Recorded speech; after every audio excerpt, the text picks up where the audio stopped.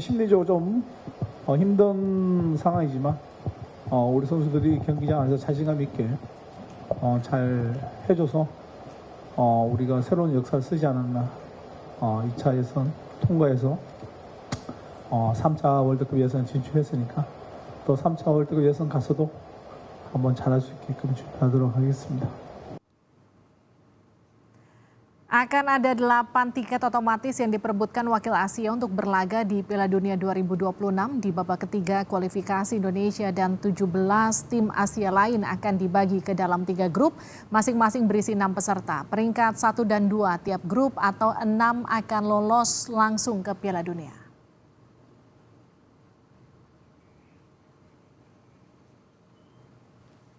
Dua tiket tersisa akan diperebutkan peringkat 3 dan 4 dalam putaran 4 kualifikasi. 6 tim akan dibagi ke dalam 2 grup. Juara grup akan menyabet 2 tiket langsung ke Piala Dunia.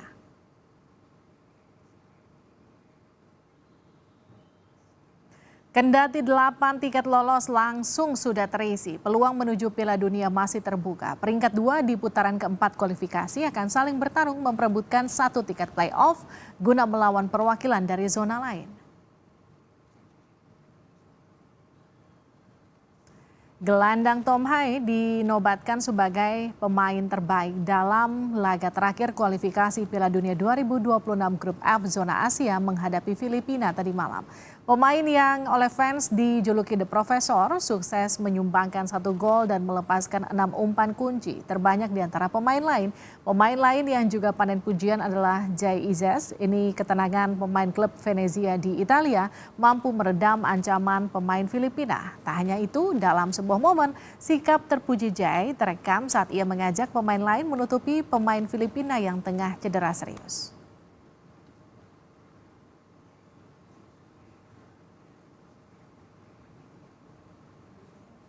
Usai lolos ke babak 3 kualifikasi Piala Dunia, Ketua Umum PSSI Erick Thohir menyebut akan terus mendukung Timnas Garuda dengan meminta Timnas U20 memperkuat lapisan Garuda Senior. Selain itu, Erick mengaku telah meminta operator kompetisi Liga untuk menyesuaikan jadwal FIFA Matchday agar setiap penggawa Garuda Senior punya waktu lebih untuk mematangkan performa mereka. Ya, saya udah minta Liga untuk pada FIFA Matchday itu ada 3-4 hari untuk tim nasional bisa berkumpul. Tidak langsung istilahnya 1-2 hari kumpul langsung tanding. Karena ini kan kelasnya lebih tinggi lagi. Jadi Liga menyanggupi, kita sekarang lagi susun jadwal yang tepat bersama Liga. Karena ini kan 2025, ini masih ada di bulan Maret Juni nanti untuk 4 pertandingan terakhir. Yang lainnya kan 6 di tahun ini gitu. Harus makanya pelapis pun kita dorong nih Pak Zaki khusus pulang. Saya ingin pastikan yang U20 juga menjadi pelapis karena di pemain U20 ini ada 2-3 pemain yang juga bisa ke depan kita bina ya. Seperti apa peluang Indonesia di babak 3 kualifikasi Piala Dunia? Kita akan bahas bersama Ketua Badan Tim Nasional Sumarji dan pengamat sepak bola Bungkus Naini. Bungkus, selamat malam Pak Sumarji, selamat malam. Selamat malam. Assalamualaikum. Waalaikumsalam, saya ke Pak Sumarji dulu ya. Pak Sumarji, jadi gimana nih antusiasme timnas usai menyegel tiket ke babak selanjutnya? Euforia mereka seperti apa? Ya, yang pasti dengan kita lolos ke round ketiga ini, para pemain semuanya pasti sama merasakan kebahagiaan dan kegembiraan seperti para fans, para supporter yang ada di Republik ini. Dan itu kita cukupkan kemarin. Setelah pertandingan kita evaluasi, kita berbicara dengan para pemain agar ke depan karena yang akan kita hadapi di round ketiga itu akan semakin sulit, bukan sulit, semakin sulit. Maka yang harus kita persiapkan adalah bagaimana para pemain ketika dikembalikan ke klub agar betul-betul bisa menjaga performanya. Dengan dia menjaga, para pemain menjaga performanya, tentu itu akan membuat mudah timnas sendiri ketika para pemain berkumpul. Tetapi ketika para pemain kembali ke tim, masing-masing tidak menjaga performa terbaiknya, maka itu akan jadi persoalan terberat bagi timnas sendiri. Maka itu yang kemarin ditekankan kepada para pemain agar betul-betul menjaga itu semuanya, dan kami akan selalu memonitor para pemain yang saat sekarang ini berada di tim, baik itu yang ada di dalam negeri di Liga 1 maupun yang di luar. Sehingga dengan kondisi para pemain yang berada di masing-masing klub itu kita monitor, maka itu juga akan memudahkan kita dalam pemanggilan para pemain untuk bisa yang berkaitan dengan memotivasi dan sebagainya, itu juga bagian terpenting, seperti itu. Saya ke Bungkus. Bungkus, ini sejarah baru bagi sepak bola Indonesia, tapi kita tentu butuh evaluasi untuk lebih baik ke depan. Evaluasinya seperti apa dari laga tadi malam?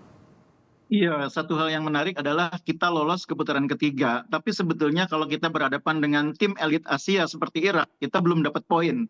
Kita dapat poinnya kita dari tim-tim yang memang selama ini bermain melawan kita ya, seperti lawan Filipina, seperti lawan Vietnam. Kita kan memang di Asia Tenggara selama ini sudah saling ketemu. Nah, jadi ketika nanti main di putaran ketiga, standarnya itu ya Irak itu. Karena itu memang butuh sekali persiapan tim yang jauh lebih baik. Dan itu bukan hanya sekedar uji coba.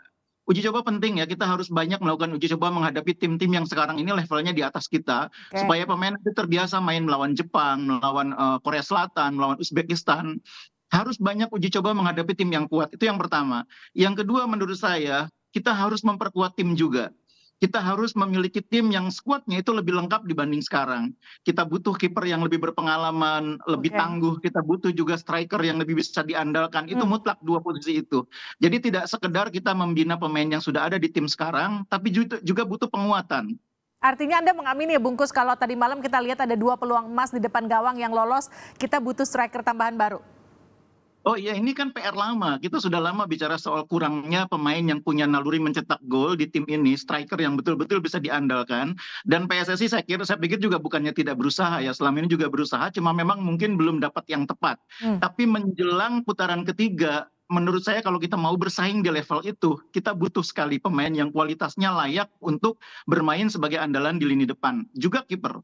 Nah, gimana tuh Pak Sumarji? Siap nggak kita untuk mencari striker andalan baru untuk timnas kita?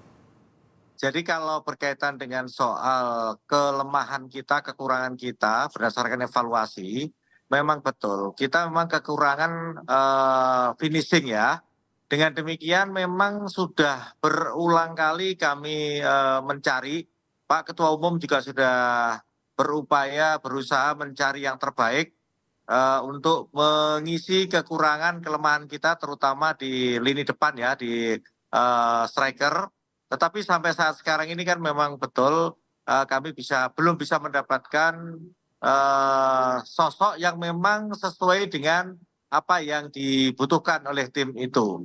Sehingga ke depan sisa waktu yang ada juga tetap akan kami upayakan, semua akan mengupayakan bagaimana supaya kekurangan yang ada saat sekarang ini itu bisa diatasi, seperti itu. Pak Sumarji, artinya gini, kerangka pemain yang sekarang ini kemungkinan besar tidak akan dipertahankan hingga babak 3 kualifikasi? Oh, masih semuanya dari pemain sekarang ini 23 pemain yang ada saat sekarang ini semua akan dipertahankan. Kembali lagi tadi di awal kan saya sampaikan, ketika mereka kembali ke klub itu melihat performanya. Ketika performanya dia turun, ya otomatis kan kami tidak akan panggil. Tetapi kalau performanya dia baik, sesuai dengan kebutuhan ya pasti akan kita panggil, seperti itu. Nah, ngomong-ngomong soal striker, Sintayong kan juga sempat ngomong akan mencari striker baru. Ini jadi rencananya akankah dari dalam negeri atau diaspora lagi nih Pak Sumarji? Ya kalau kita melihat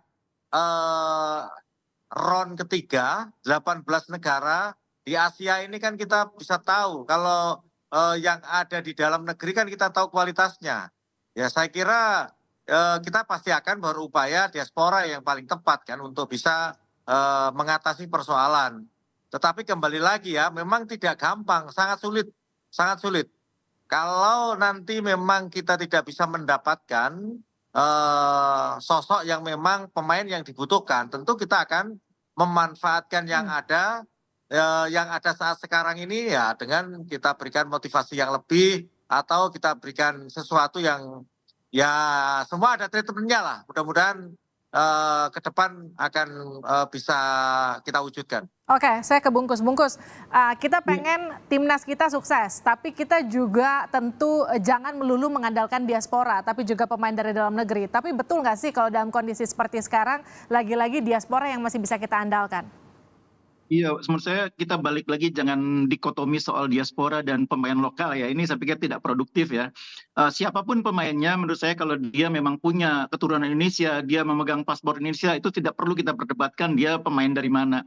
Nah, cuma memang kalau kita bicara realitas kompetisi saat ini, pemain-pemain yang ada di Liga 1 ini memang sangat sedikit yang menjadi pemain yang bisa diandalkan di posisi nomor 9 atau striker.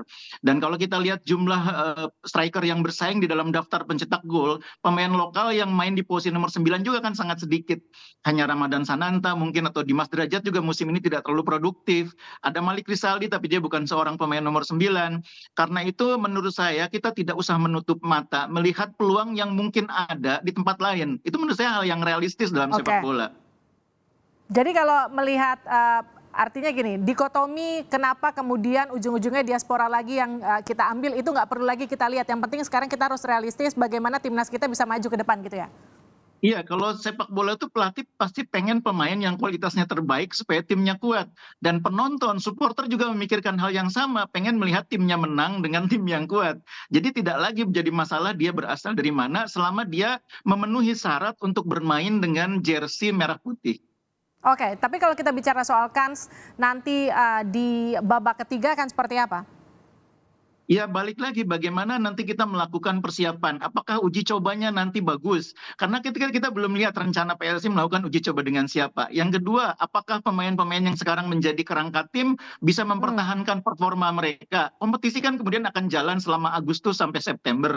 Kita tidak tahu sekarang ini perkembangan mereka nanti akan seperti apa.